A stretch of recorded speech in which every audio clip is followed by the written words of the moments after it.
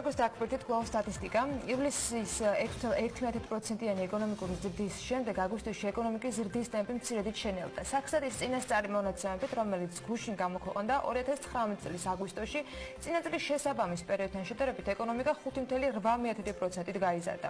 8 თვის საშუალო რეალური ზრდა კი 5%-იანი იყო. რა მიმართულებებზე იყო ზრდა და როგორია განახლებული სტატისტიკის ძირითადი მაჩვენებლები?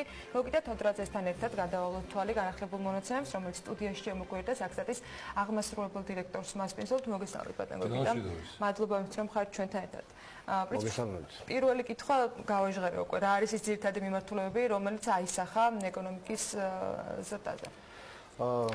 დაფიქსირდა რამდენიმე დარგში ზრდა, ეს გახლავთ უპირველეს ყოვლისა მშენებლობის სექტორი, ტრანსპორტის სექტორი, ასევე კომუნალური, სოციალური და პერსონალური მომსახურების გაწევის სექტორი, ვაჭრობა და დამამუშავებელი მრეწველობა. ძირითადი დარგები ჩამოგითვალეთ, რომელმაც მნიშვნელოვანი წვლილი შეიტანა ეკონომიკური ზრდის მაჩვენებელში. თუმცა საერთო მაჩვენებლის ზრდის მიუხედავად სამთო-ოპოვებითი მრეწველობის სექტორში, ასევე ელექტროენერგიის, ბუნებრივი აირისა და წყლის წარმოებისა და განაწილების სექტორში დაფიქსირდა ბრუნის მაჩვენებლის კლება, რამაც უარყოფითი წვლილი შეიტანა, რასაკვირველია, ეკონომიკური ზრდის მაჩვენებლის ჩამოყალიბებაში. ბატონ გოგიტა, გვაქვს თუ არა ახსნა, თქვენი შეეული, მე მესმის სტატისტიკის სამსახურის დანიშნულება ორ თემაზე.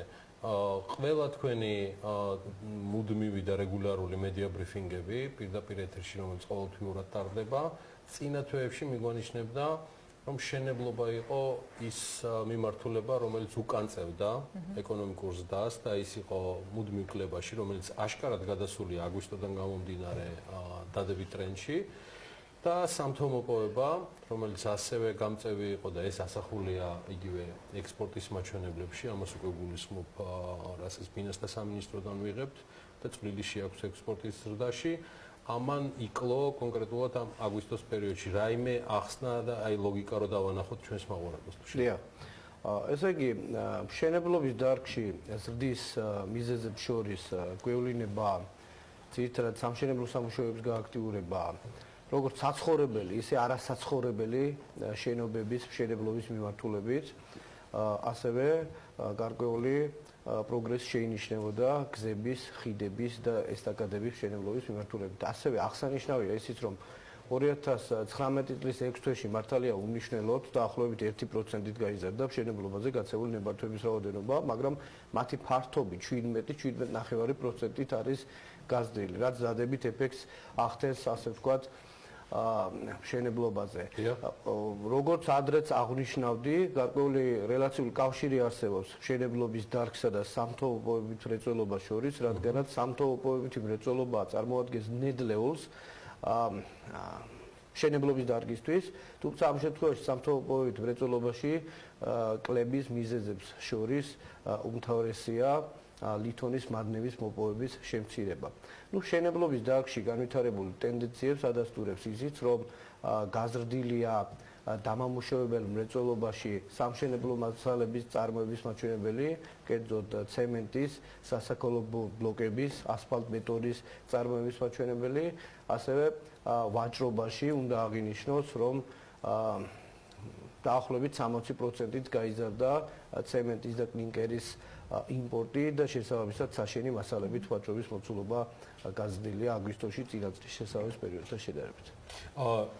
ანუ გასაგებად რომ უთხრათ კიდევ ერთხელ, თუ ჩვენ გულისხმობთ მშენებლობას, ეს ცალსახად ითვალისწინებს არა მხოლოდ თქვათ საცხოვრებელი სახლების ან სხვა ტიპის მშენებლობებს, არამედ აქ არის საუბარი მათ შორის ინფრასტრუქტურულ პროექტებზე. რა თქმა უნდა, მოსაპირკეთებელ სამუშაოებზე და გზაზეც, ხიდების მშენებლობაზე, ესტაკადებზე და ასე შემდეგ. ნებისმიერი, მათ შორის მოსამზადებელი, მოედნის მოსამზადებელი სამუშაოებიც ჩართულია მშენებლობის სექტორში. შეიძლება თუ არა რომ ვივარაუდოთ, აი ესეთი მოცემულობა, ბატონ გოგიტა, რომ სტატისტიკის ბოლო პერიოდის რაპორტებიდან გამომდინარე, რომელსაც თქვენ აქვეყნებთ, გადაწყვეტილება იქნა მიღებული, რომ ის შედარებით, რაც იყო შეჩერებული სხვადასხვა გნებავთ ბიუროკრატიული, გნებავთ სხვა რაღაცა მიზეზების გამო ამ შენებლობა, რომლის მატებასაც თქვენ, მათ შორის საცხოვრებელი სახლებისაც ცალსახად აფიქსირებთ და ცალკე ინფრასტრუქტურულ პროექტებზე ეგრეთ წოდებული ასე ვთქვათ მიწოლა მოხდა, რომ ახლა ამოიქოქეთ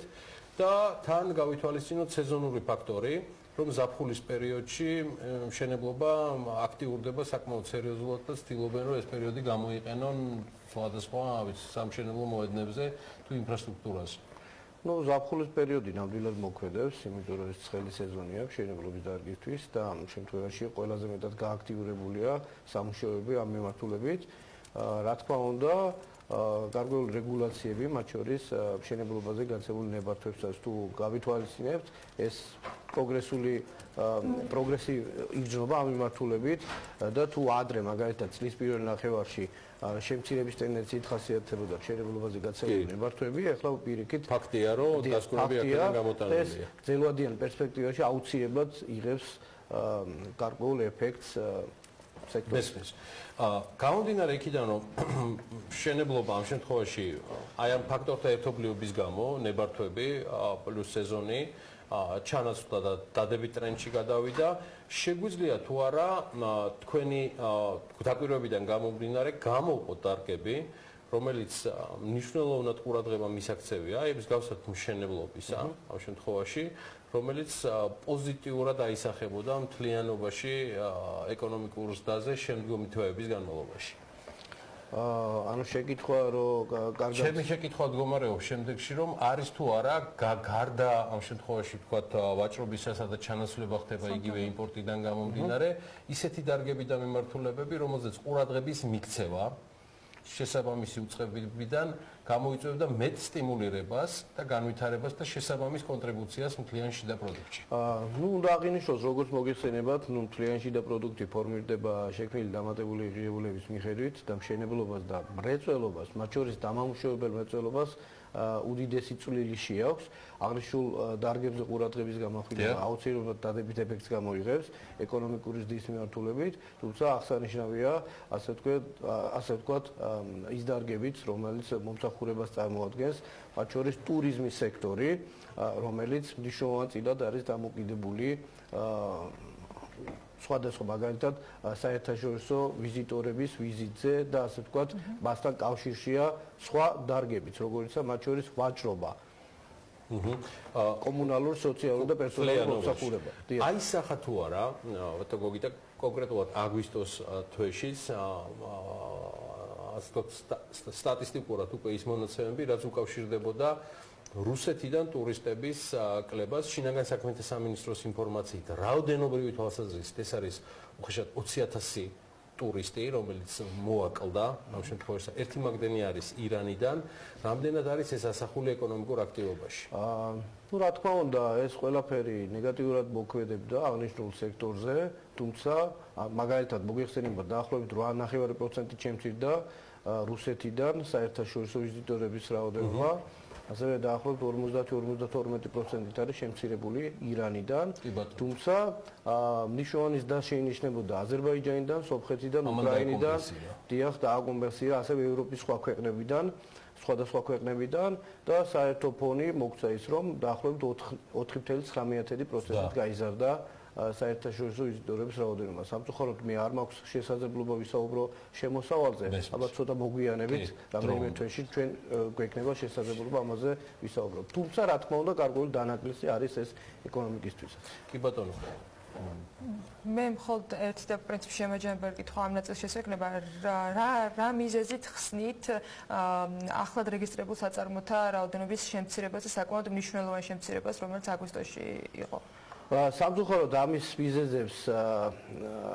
მიზეზების შესახებ ინფორმაციას არ ვფლობ, ჩვენ ვიღებთ ამ ინფორმაციას საჯარო რეესტრის ეროვნულ სააგენტოდან, თუმცა ამას გარკვეულწილად ჩვენი დაკვირვებით საბაზისო ეფექტი აქვს, ანუ გასული წლის შესაბამის თვეში შედარებით მეტი ეკონომიკური სუბიექტი იყო დარეგისტრირებული ვიდრე 2018 წლის აგვისტოში და ეს შეიძლება ჩაითვალოს ასე ვთქვათ თუმცა მაგ დროს მე მგონია არ ვიცი დამეთანხმებით თუ არა რომ აგვისტოს თვეში სეზონური ფაქტორი ამ ნაწილზეც მოქმედებს. იცით რა შეიძლება საქმე? თუ დავაკვირდებით ტენდენციას, თვეში საშუალოდ 4000-მდე ეკონომიკური სუბიექტი რეგისტრირდება. გასულ წლის აგვისტოში 4400-მდე იყო დარეგისტრირებული, 4300 რაღაც.